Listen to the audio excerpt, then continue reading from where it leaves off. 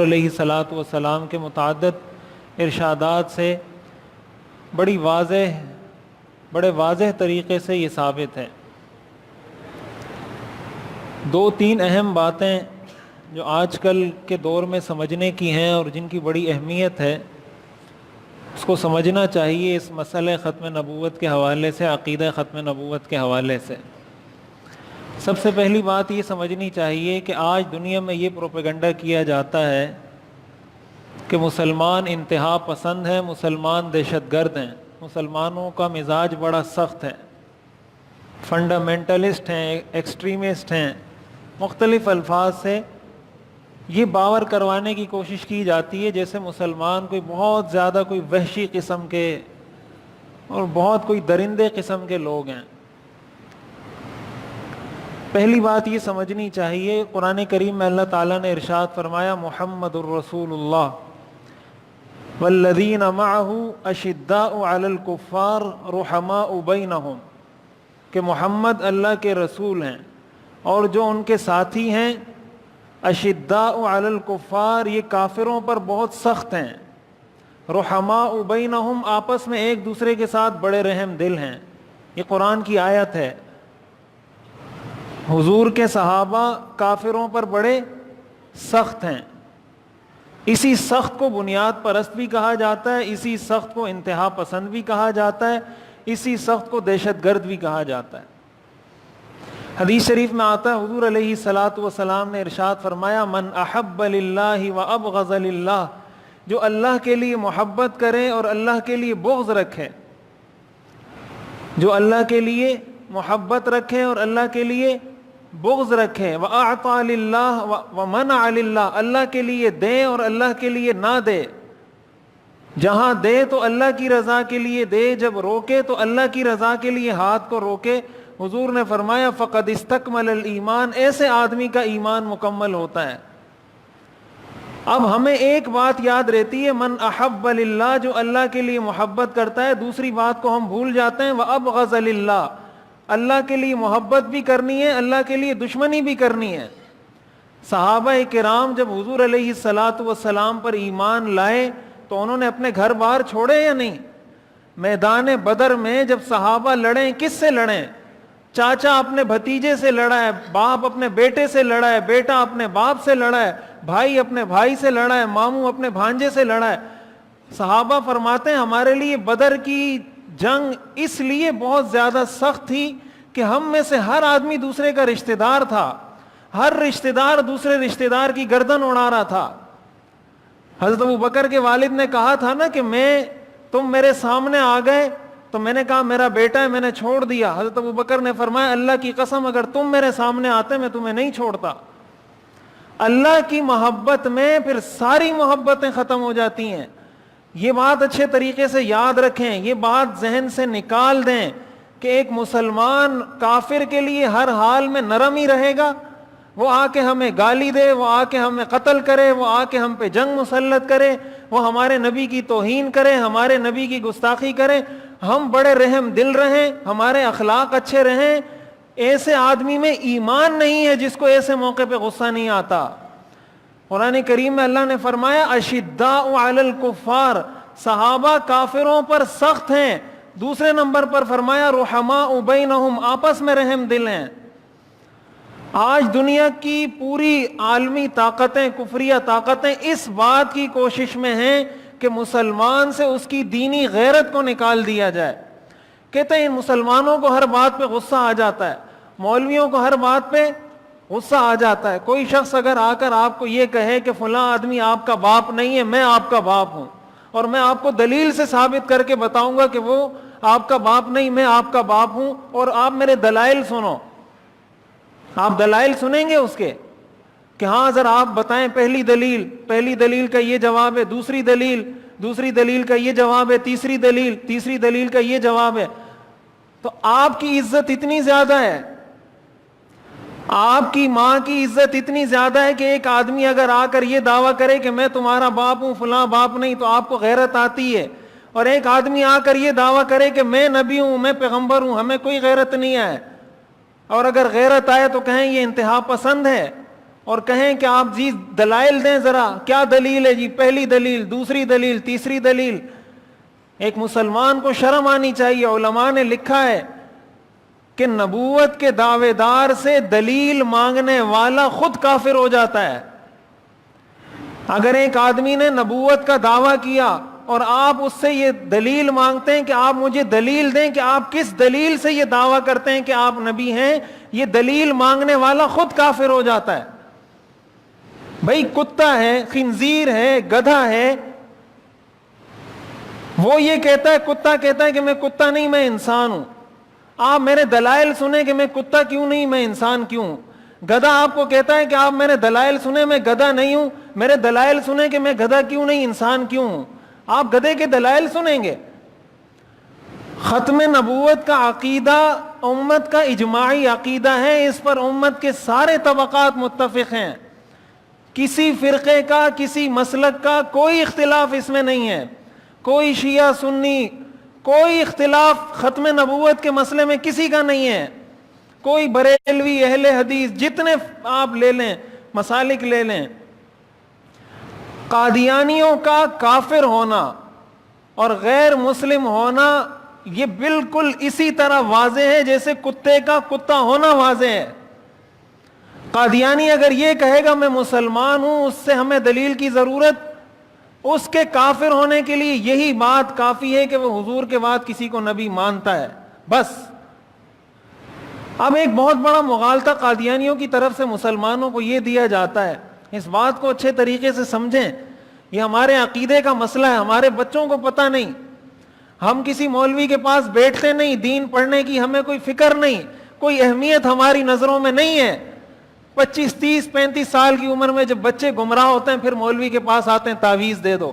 تعویذوں سے کسی کے عقیدے ٹھیک ہوتے ہیں، دم درود سے کسی کے عقیدے ٹھیک ہوتے ہیں. مولوی صاحب تعویذ دے گا تو اس کا عقیدہ ٹھیک ہو جائے گا، وہ چپ کرے گا تو اس کا عقیدہ ٹھیک ہو جائے گا، اس کے اعمال ٹھیک ہو جائیں گے. اپنے بچوں پر رحم کریں خدا کے لیے. انگریز مت بنائیں، مسلمان بنائیں ان کو. جس یونیورسٹی میں بھیجتے ہیں، جس کالج میں پڑھواتے ہیں، پڑھائیں. ان کو یہ تو بتائیں کہ مسلمان کس کو کہا جاتا ہے، یہ مسجد کیا چیز ہے، یہ کیوں بنائی گئی ہے، یہ مولوی صاحب ہر جمعے کو کیوں چیختا چلاتا رہتا ہے، یہ کیوں یہاں نمازیں پڑھائی جاتی ہیں، یہ اتنی بڑی کتاب اللہ نے نازل کی ہے، اس میں کیا ہے.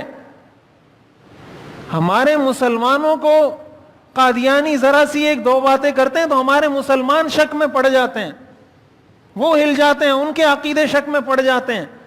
اور عقیدے کے معاملے میں کمزوری برداشت نہیں ہے، یہ بات یاد رکھیں. آپ یہ تو کہہ سکتے ہیں کہ میں کمزور مسلمان ہوں، میری نمازوں میں کمزوری ہے، میرے روزوں میں کمزوری ہے، میری زکوٰۃ میں کمزوری ہے. یہ کوئی شخص نہیں کہہ سکتا کہ میرا ایمان کم ہے یا میرا ایمان کمزور ہے.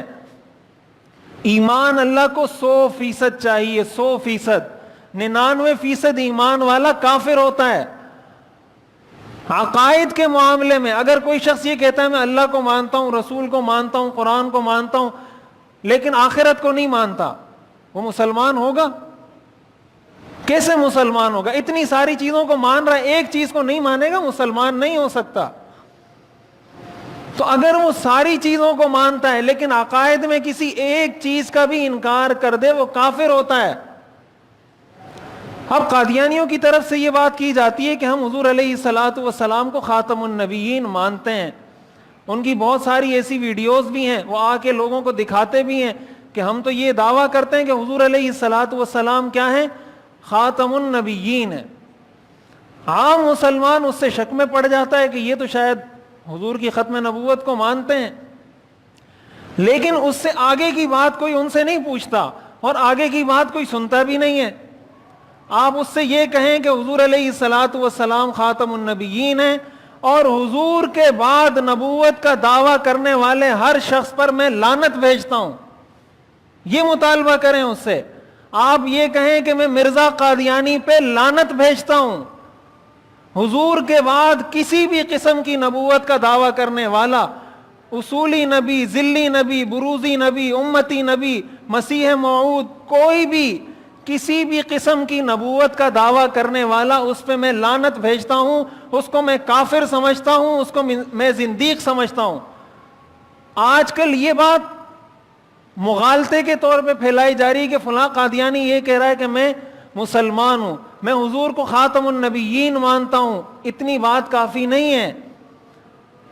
میں حضور کو خاتم النبیین مانتا ہوں اور حضور کے بعد نبوت کا دعویٰ کرنے والے پر لعنت بھیجتا ہوں، یہ ضروری ہے. صحابہ کرام نے جنگ لڑی ہے. حضرت ابوبکر صدیق رضی اللہ تعالیٰ عنہ نے مدعی نبوت کے خلاف جنگ لڑی ہے. صحابہ اس میں شہید ہوئے ہیں. امت کی پہلی جنگ حضور کے بعد حضرت ابوبکر صدیق نے لڑی ہے مدعی نبوت کے خلاف. تو وہ تو جنگیں لڑ رہے ہیں، وہ تو جہاد کر رہے ہیں، وہ تو ان کو قتل کر رہے ہیں. اور مولوی صاحب کوئی بات کرتا ہے تو ہمارے مسلمان بھی کہتے ہیں یار یہ مولوی کوئی انتہا پسند قسم کا مولوی ہے. شرم آنی چاہیے ایسے مسلمانوں کو. حضور کو جا کے کیا منہ دکھاؤ گے؟ پھر بھی شفاعت کے منتظر ہیں ایسے مسلمان. حضور کے جہاد سے جام کوثر پینے کے منتظر ہیں ایسے مسلمان کہ جو کسی مولوی کو اس وجہ سے انتہا پسند سمجھتے ہیں کہ یہ قادیانیت کے کفر کو لوگوں کے سامنے واضح کیوں کرتے ہیں. اس وجہ سے کسی مسلمان کو آج جب ہماری نظر میں کوئی سڑک سے کوئی مولوی گزر رہا ہو، کوئی داڑھی والا گزر رہا ہو، کوئی پگڑی والا گزر رہا ہو، ہمارے ذہن میں فوراً یہ تصور آتا ہے کہ یار یہ کوئی بہت سخت قسم کا، کوئی بہت انتہا پسند قسم کا، کوئی بہت متشدد آدمی ہوگا. اور کوئی داڑھی منڈا آدمی گزر رہا ہو، کسی نے اپنے آپ کو انگریز بنایا ہو وہ گزر رہا ہو، تو ہمارے ذہن میں آتا ہے یہ کوئی بہت سافٹ قسم کا آدمی ہوگا، بہت کوئی نرم قسم کا آدمی ہوگا. مولوی ہمیں اس لیے برا لگتا ہے کہ انگریز کو برا لگتا ہے. مولوی ہمیں اس لیے برا لگتا ہے، قادیانی کو انگریز نے پیدا اس لیے کیا تھا کہ اسلام سے جہاد کا کانسیپٹ ختم کر دیا جائے. انگریز نے قادیانی کو پیدا اس لیے کیا تھا کہ مسلمانوں کے ذہنوں سے جہاد کا تصور ختم کر دیا جائے. اور مولوی کہتا ہے کہ نہیں جہاد اسلام کا حصہ ہے، یہ اسلام سے ختم.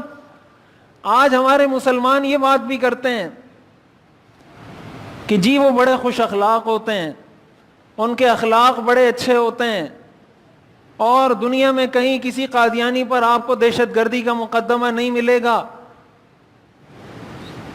جب چور پکڑا جاتا ہے نا، چور جب پکڑا جاتا ہے پولیس کی کسٹڈی میں آتا ہے تو پھر وہ شور شرابہ نہیں کرتا، پھر وہ خاموش بیٹھا رہتا ہے، منہ کو تالا لگا کے بیٹھا ہوتا ہے. علماء نے قادیانیت کی چوری پکڑی ہے، ان کی ڈاکہ زنی کو پکڑا ہے، پوری دنیا کے سامنے ان کو رسوا کیا ہے. ان علماء نے امت کو بتایا ہے کہ یہ چور ہیں، تمہارے عقیدے کے چور ہیں، تمہارے عقیدے کے ڈاکو ہیں. ساری دنیا کے سامنے ان کا وہ بھیانک چہرہ رکھا ہے.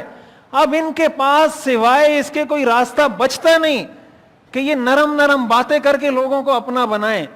اور دوسری بات آپ مجھے یہ بتائیں کہ اگر ایک آدمی کے اخلاق بہت اچھے ہیں، دنیا میں سب سے زیادہ اخلاق مثال کے طور پر اس آدمی کے ہیں، لیکن وہ مسلمان نہیں ہے، تو کیا آپ اس کو مسلمان کہیں گے؟ اس کے بہت اچھے اخلاق ہیں، وہ دشمنوں کو بھی معاف کرتا ہے، دوستوں کے ساتھ بھی احسان کرتا ہے، غریبوں کی بھی مدد کرتا ہے، مریضوں کا مفت علاج بھی کرتا ہے، لیکن وہ یہ کہتا ہے میں حضور علیہ الصلاۃ والسلام کو پیغمبر نہیں مانتا. وہ مسلمان ہوگا؟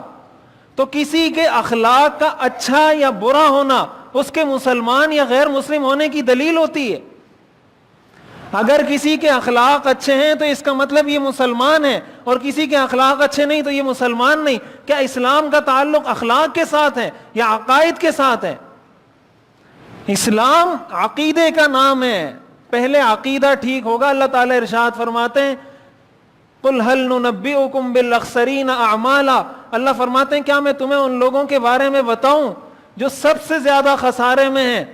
آگے اللہ فرماتے ہیں الَّذِينَ ضَلَّ سَعْيُهُمْ فِي الْحَيَاةِ الدُّنْيَا، یہ وہ لوگ ہیں جن کی دنیا میں ساری کوششیں رائے گاہ جاتی ہیں. وَهُمْ يَحْسَبُونَ أَنَّهُمْ يُحْسِنُونَ صُنْعًا، اور ان کا یہ گمان ہوتا ہے کہ ہم بہت اچھا کام کر رہے ہیں، ہم مخلوق کی خدمت کر رہے ہیں، ہمارے اخلاق بہت اچھے ہیں. یہ قرآن ہے، قرآن سورہ کہف کی آخری آیات ہیں. اللہ تعالیٰ فرماتے ہیں ایسے لوگوں کے لیے میں نے جہنم کا عذاب تیار کر رکھا ہے. جو اللہ پر ایمان نہیں لاتے، جو رسول پر ایمان نہیں لاتے، جو رسول کی ختم نبوت پر ایمان نہیں لاتے، اور باقی دنیا میں سارے اچھے کام کر رہے ہیں، اور ان کاموں کی وجہ سے یہ سمجھ رہے ہیں کہ ہم جنت میں چلے جائیں گے، اللہ فرماتے ہیں میں ان کو جہنم میں ڈالوں گا۔ یہ بات اچھے طریقے سے یاد رکھیں، قادیانیت کے کفر کو بے نقاب کرنا، ان کو اپنا دشمن سمجھنا، ان کے ساتھ دشمنی کرنا، یہ اسلام کا تقاضا ہے۔ اگر کوئی آدمی یہ کہتا ہے قادیانی میرا دشمن نہیں، وہ مسلمان نہیں، جا کے کسی بھی دارالفتاء سے فتویٰ لے لیں۔ کوئی آدمی یہ کہتا ہے کہ قادیانی میرا دشمن نہیں ہے، ایسا شخص مسلمان نہیں ہے، ایسا شخص مسلمان نہیں ہے، ایسا شخص مسلمان نہیں ہے۔ یہ بات یاد رکھیں، یہ کوئی مذاق نہیں ہے، آپ کے ایمان کے ساتھ کھیلا جا رہا ہے۔ ہمیں آپ کوئی پیسے دیں گے؟ میں آپ کو ختم نبوت کا عقیدہ بتاؤں گا تو مجھے آپ لوگ چندہ دیں گے، پیسے دیں گے کہ آج مولوی صاحب نے بہت اچھی تقریر کی ہے، اس کو 10,000 روپے دے دو؟ الٹا لوگ گالیاں دیں گے، سارے کہیں گے یار یہ تو بڑا سخت مولوی ہے۔ لیکن ہمیں ان چیزوں کی پرواہ نہیں ہے، ہمیں ان چیزوں کی پرواہ نہیں ہے۔ ہم یہ چاہتے ہیں جو قرآن اور حدیث میں اس کو بیان کیا جائے، آپ کے عقیدے کو محفوظ بنایا جائے۔ ہمیں آپ سے نہ کوئی شر کی امید ہے، شر کی تو شاید ہوگی، خیر کی کوئی امید نہیں ہے مجھے کوئی طمع کسی سے نہیں ہے، کوئی حاجی صاحب، کوئی فلانا صاحب، کوئی سیٹھ صاحب مجھے کچھ دے گا، مجھے کوئی طمع نہیں ہے کسی سے۔ یہ بات اچھے طریقے سے یاد رکھیں، یہ جو باتیں کی جاتی ہیں آپ کے ایمان کے تحفظ کے لیے کی جاتی ہیں۔ اللہ تعالیٰ قرآن میں فرماتے ہیں اشداء علی الکفار، مومن کافروں پر سخت ہوتے ہیں، شدید ہوتے ہیں۔ ہم اگر مومن ہیں ہمیں کافروں پر شدید ہونا ہوگا۔ رحماء بینہم، آپس میں تو ایک دوسرے کی ہم ٹانگیں کھینچتے ہیں، ایک دوسرے کو ایک دوسرے رشتہ دار کے ساتھ بات نہیں کرتا، بیٹا باپ کی نافرمانی کرتا ہے، لے دے کے دوستی ہمیں یاد آتی ہے تو قادیانیوں سے یاد آتی ہے۔ اپنے باپ سے دوستی کرو نا، باپ کی خدمت کرو، ماں کی خدمت کرو، بہن کی خدمت کرو، رشتہ داروں کی خدمت کرو، مسلمانوں وہاں تو دل پتھر بن جاتا ہے۔ قادیانی کی بات آتی ہے، کسی کافر کی بات آتی ہے تو دل ہمارا پسیج جاتا ہے، بڑا نرم ہو جاتا ہے کہ جی میں تو بڑا خوش اخلاق آدمی ہوں۔ یہ بات یاد رکھیں، قادیانی عام کافر بھی نہیں ہے، قادیانی زندیق ہیں۔ ایک کافر وہ ہوتا ہے جو اپنے آپ کو کافر کہے، اس کو کہا جاتا ہے کافر۔ ایک کافر وہ ہوتا ہے جو اپنے آپ کو کہے کہ میں مسلمان، جیسے عیسائی ہیں، یہودی ہیں، ہندو ہیں، سکھ ہیں، تو سکھ یہ نہیں کہتا کہ میں مسلمان ہوں، یہودی یہ نہیں کہتا کہ میں مسلمان ہوں، عیسائی یہ بات نہیں کہتا کہ میں مسلمان ہوں، ہندو یہ بات نہیں کہتا کہ میں مسلمان ہوں۔ ان سے ہمارا جھگڑا اتنا زیادہ نہیں ہے، وہ جس مذہب پر ہے اپنے مذہب پہ رہے، ہمیں ان سے کوئی لینا دینا نہیں۔ قادیانیوں کا مسئلہ یہ، زندیق اس کافر کو کہا جاتا ہے جو اپنے کفر کے اوپر اسلام کا لیبل لگاتا ہے کہ ہے وہ کافر اور کہے اپنے آپ کو مسلمان۔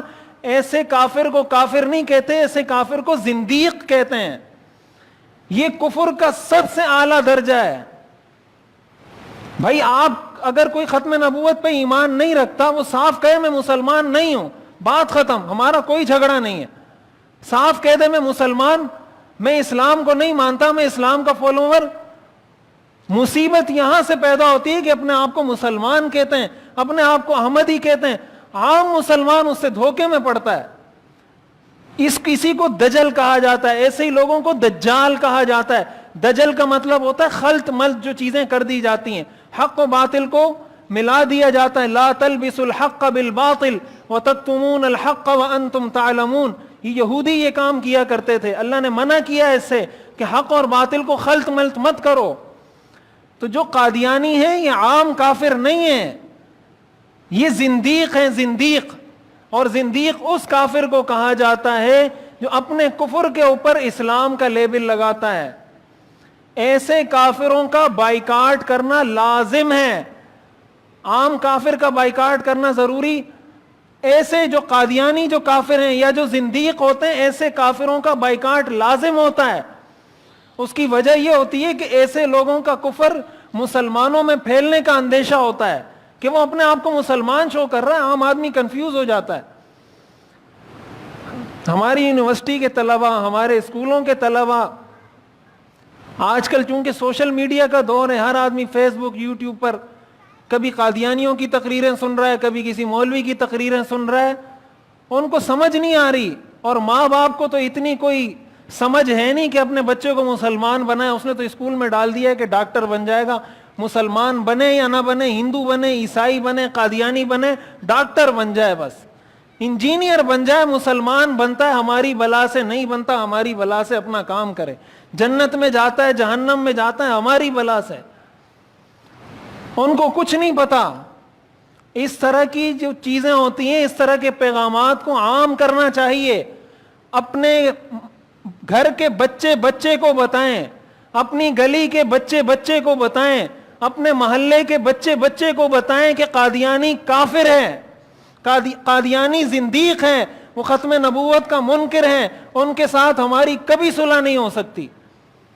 یہ اسلام کا تقاضا ہے، یہ دین کا تقاضا ہے. حضور نے فرمایا جو اللہ کے لیے محبت کرے، جو اللہ کے لیے بغض رکھے، یہ بغض ہم نے رکھنا ہے، اللہ کے لیے رکھنا ہے. ہمارا کوئی قادیانی سے کوئی ذاتی جھگڑا نہیں ہے، میری کوئی پراپرٹی دبا کے نہیں بیٹھا ہوا، کوئی پیسے لے کے نہیں بھاگا ہوا میرے.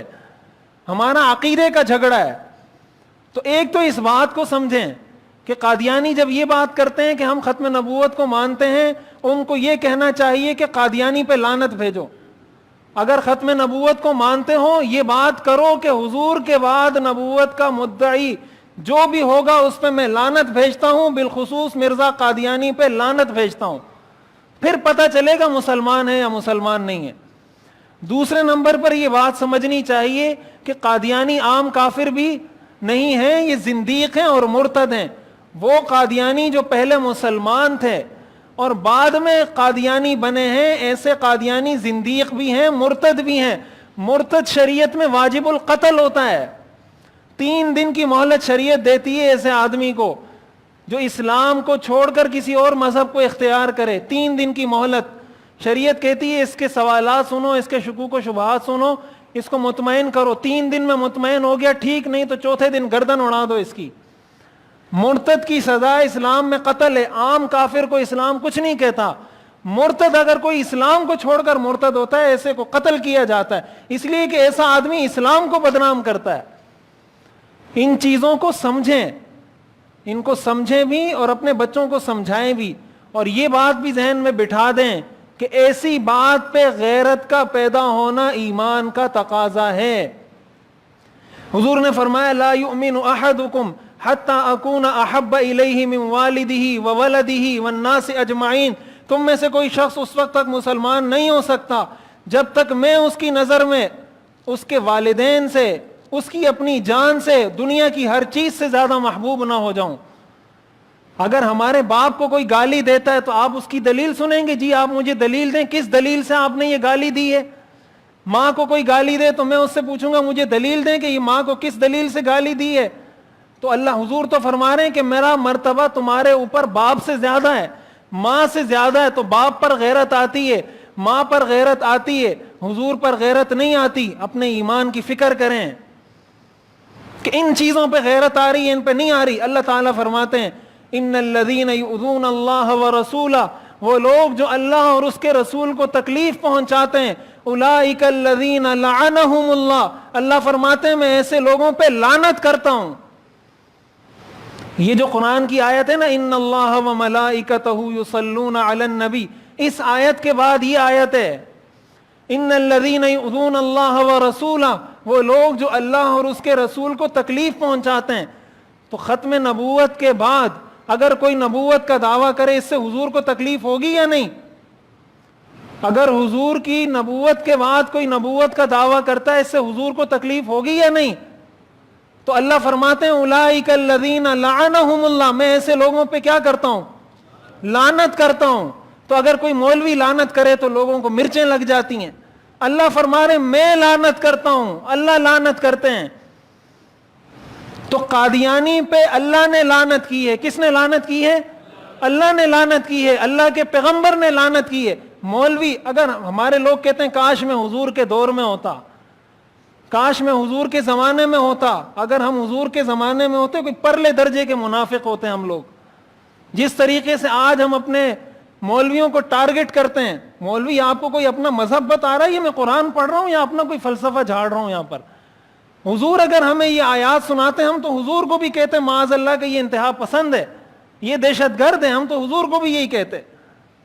یہ تو اللہ نے ہم پہ فضل کیا کہ ہمیں اس دور میں پیدا کیا، ہمیں اس قسم کے ارتداد اور نفاق اور کفر سے اللہ نے بچا لیا. اس لیے اس بات کو، یہ 3 باتیں، نمبر 1 دینی باتوں پر غیرت کا آنا ایمان کی دلیل ہے. یہ میرے ساتھ بولیں، دینی باتوں پر غیرت کا آنا ایمان کی دلیل ہے. بولیں میرے ساتھ، دینی باتوں پر غیرت کا آنا ایمان کی دلیل ہے. دوسری بات یہ یاد رکھیں کہ قادیانی عام کافر نہیں، قادیانی زندیق ہیں. قادیانی کیا ہیں؟ زندیق ہیں. یہ وہ طبقہ ہے جس پر اللہ نے لعنت کی ہے. کس نے کی ہے؟ ہم بھی ایسے لوگوں پہ لعنت کرتے ہیں، اور اپنے گلی گلی کے، اپنے گھر گھر کے، محلے محلے کے بچے بچے کو یہ بتانا ہے کہ ختم نبوت کا عقیدہ کیا ہے، اور قادیانی کس طرح چور راستے سے ہمارے عقیدے پر نقب زنی کر رہے ہیں، ڈاکہ زنی کر رہے ہیں، تاکہ اس دنیا سے جائیں تو ایمان کی حالت میں جائیں. کہیں خدا نہ خواستہ اگر شک میں رہ گئے، کنفیوژن میں رہ گئے، یہ کنفیوژن کا مطلب کفر ہے، اس شک کا مطلب کفر ہے، ایسا آدمی کافر ہو جاتا ہے. اگر کسی آدمی کو شک ہو گیا کہ حضور خاتم النبیین ہیں یا نہیں، ایسا آدمی کافر ہے. یہ بات یاد رکھیں.